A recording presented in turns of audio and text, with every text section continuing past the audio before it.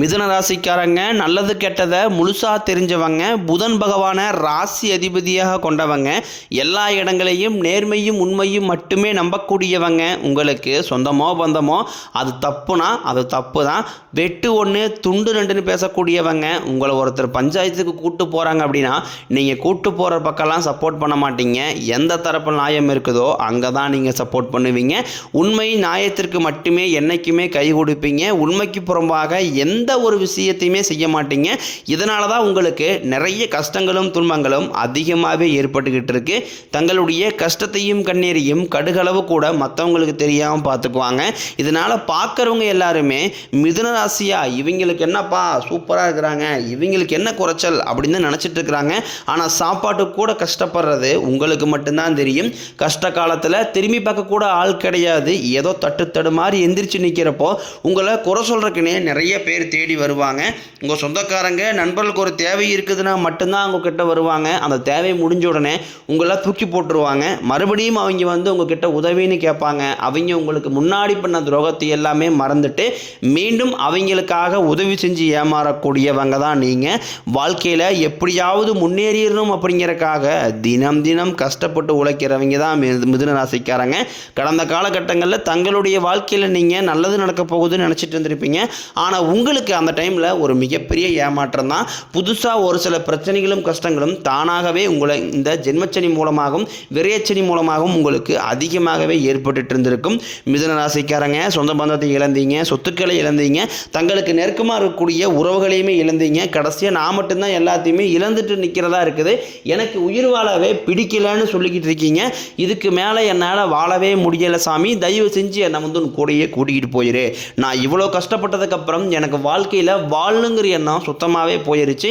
உங்கள் மனசில் கவலையும் துன்பம் தான் அதிகமாகவே இருக்குது. நீங்கள் செய்யக்கூடிய ஒவ்வொரு விஷயத்தையுமே தடுப்பதற்கும் உங்களை அவமானப்படுத்துவதற்கும் இங்கே நிறைய நபர்கள் முயற்சி பண்ணிக்கிட்டு இருக்காங்க. இது எல்லாமே தெரிஞ்சுமே கூட நீங்கள் என்னமோ பண்ணுங்க எனக்கு என்ன வந்துச்சு அப்படின்னு தன் வேலையில் மட்டும் என்றைக்குமே குறிக்கோளாக இருக்கிறவங்க தான் நீங்கள். ஏன் எனக்கு மட்டும் ஏன் இவ்வளோ கஷ்டம் வருது, என்னுடைய வாழ்க்கையில் நான் யாருக்குமே கெடுதலையோ கஷ்டத்தையோ துன்பத்தையோ கொடுத்ததில்லை, எனக்கு மட்டும் ஏன் இந்த மாதிரி எல்லாமே நடக்குது அப்படின்னு தான் பெரும்பாலான நபர்கள் சொல்லிக்கிட்டு இருக்கீங்க. உங்களுக்கு பிரச்சனைங்கிறது வரும், அது கொஞ்ச நாள் இருக்கும், அதுக்கப்புறம் இந்த பிரச்சனை போயிடும். இந்த மாதிரி பிரச்சனை வரும் போகும் அப்படிங்கிற நிலைமையில தான் நிறைய நபர்கள் வாழ்ந்துக்கிட்டு இருக்கீங்க. நீங்கள் என்னதான் பிரச்சனையை தவிர்த்தாலும் ஏதாவது ஒரு சூழ்நிலையில் உங்களை நோக்கி பிரச்சனையும் கஷ்டமும் வந்துக்கிட்டு தான் இருக்குது. ஆனால் இனி வரக்கூடிய நாட்களில் உங்களுக்கு இன்பத்தையும் மகிழ்ச்சியும் மட்டுமே தரக்கூடிய ஒரு காலகட்டமாகவே அமைஞ்சிருக்குது.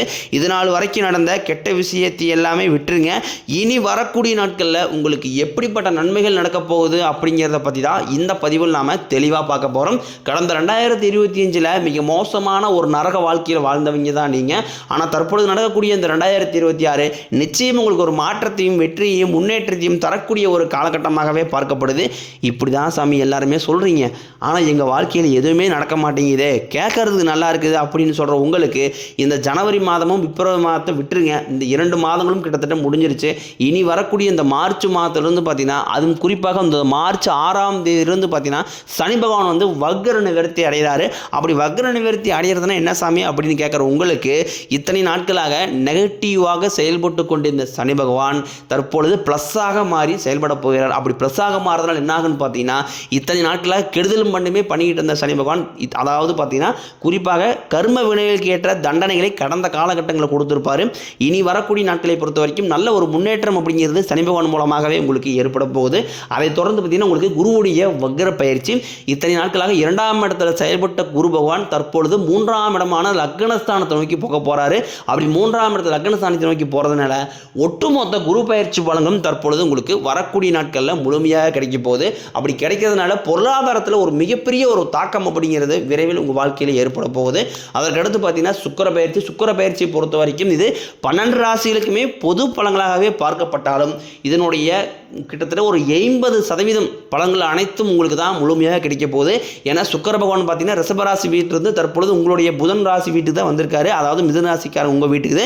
அது மட்டும் இல்லாமல் புதன் பகவானும் சுக்கிர பகவானும் சேர்க்கை பார்த்தீங்கன்னா அடுத்து வரக்கூடிய ஒரு 90 நாட்களுக்கு இதனுடைய ஒட்டுமொத்த பலன்களும் உங்களுக்கு முழுமையாக கிடைக்கிறதுனால நல்ல ஒரு தொடக்கம் அப்படிங்கிறது இந்த மார்ச் மாதம் முதலே உங்களுக்கு ஏற்பட போகுது. அதற்கடுத்து பார்த்தீங்கன்னா இந்த ராகு கேது பயிற்சி, ஐயையோ ராகு கேது பயிற்சியா சொன்னாவே பார்த்தீங்கன்னா எல்லாருமே பயப்படுவாங்க. சொல்லுவாங்க. அந்த அளவுக்கு கடந்த 2024-25 காலகட்டங்களில் இந்த ராகு கேது காலகட்டங்களில் மிகவும் சிரமப்பட்டவங்க தான் நீங்கள். குறிப்பாக பொருளாதாரத்திலையும் சரி, உடல் நலத்திலையும் சரி, தொழிலையும் சரி, இந்த மாதிரி கஷ்ட துன்பங்கள் அதிகமாகவே இருந்திருக்கும். ஆனால் தற்பொழுது வரக்கூடிய இந்த ராகு கேது காலகட்டம் அப்படிங்கிறது உங்களுக்கு நல்ல ஒரு முன்னேற்றத்தையும் நல்ல ஒரு வாழ்க்கை முறையும் தரக்கூடிய ஒரு காலகட்டமாகவே பார்க்கப்படுது. கடந்த காலகட்டங்களில் எதையெல்லாமே இழந்துட்டு கஷ்டப்படுறவங்களோ அது அனைத்தும் திரும்ப பெறக்கூடிய ஒரு காலகட்டமாகவும் பார்க்கப்படுது. அதற்கடுத்து பார்த்தீங்கன்னா 5 வருட கிரகங்களுடைய சேர்க்கை பார்த்தீங்கன்னா ஒன்றாக இருக்குது. இதன் மூலமாகவும் கடந்த காலகட்டம் ஒரு பிஸ்னஸ் ஸ்டார்ட் பண்ணியிருப்பீங்க, அது அப்படியே பெண்டிங்லேயே இருந்திருக்கும், அதை பண்ணியிருக்க முடியாது. ஒரு வீடு கட்ட ஆரம்பிச்சிருப்பீங்க, அதுவும் பாதியில் நின்றுருக்கும், அது எதுவுமே ஃபுல் பண்ணியிருக்க முடியாது. இந்த மாதிரி கடந்த காலகட்டங்களில் எந்த விஷயம் எல்லாமே அறகுறையாக நீங்கள் வச்சுருக்கிறீங்களோ அது அனைத்தும் முழுவதுமாகவே முடிக்கக்கூடிய ஒரு காலகட்டமாகவே இந்த வருட கிரகங்களுடைய மாற்ற காலகட்டம் அப்படிங்கிறது பார்க்கப்படுது.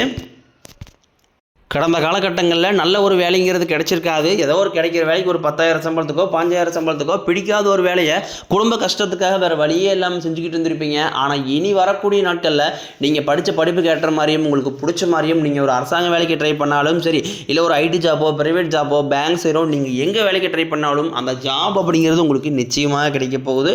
கோர்ட்டு கேஸுன்னு ரொம்ப நாட்களாக அலைஞ்சிட்டு இருக்கிற நபர்களுக்கு விரைவில் உங்களுக்கு சாதகமாகவே தீர்ப்பு வரும். சொத்து பிரச்சனையும் உங்களுக்கு சாதகமாகவே முடியும். சனி பகவானினுடைய பார்வை உங்களுக்கு நேரடியாகவே இருக்குது. இதன் மூலம் வருமானம் அப்படிங்கிறது பல வழிகளில் வரும். தொழிலில் லாபம் சற்று அதிகமாகவே கிடைக்கும். அரசியல்வாதிகளை பொறுத்த வரைக்கும் புதிய பொறுப்புகள், புதிய பதவிகள் எல்லாமே தானாகவே உங்களை வந்து சேரும். ராகு கேதுவால உங்களுடைய செல்வாக்கு உயரும், உடல் ஆரோக்கியம் மேம்படும், சங்கடங்கள் நீங்கும்.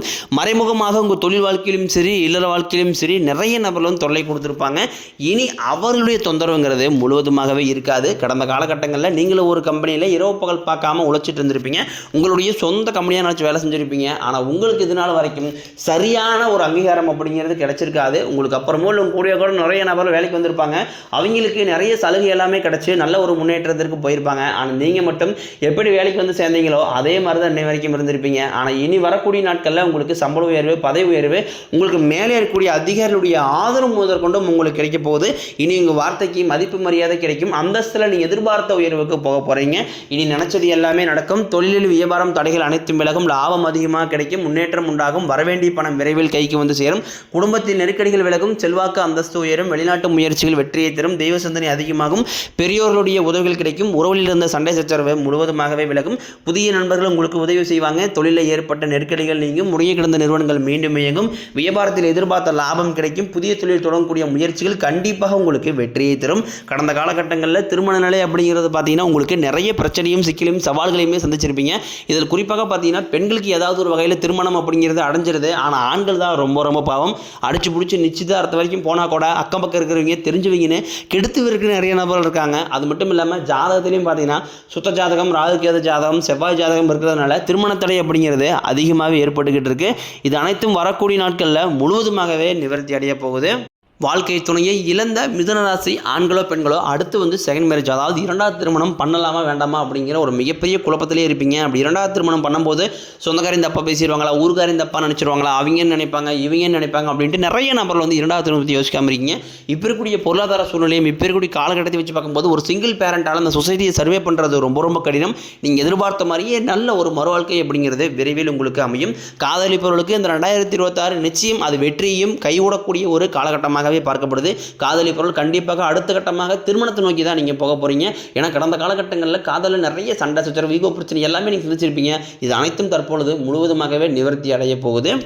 இனி வரக்கூடிய நாட்களில் கடினமான காரியத்தையும் சுலபமாக செஞ்சு முடிப்பீங்க. உங்கள் எளிமையான பேச்சு திறமையால் நீங்கள் அனைவரையுமே கவர்ந்தெழுப்பீங்க.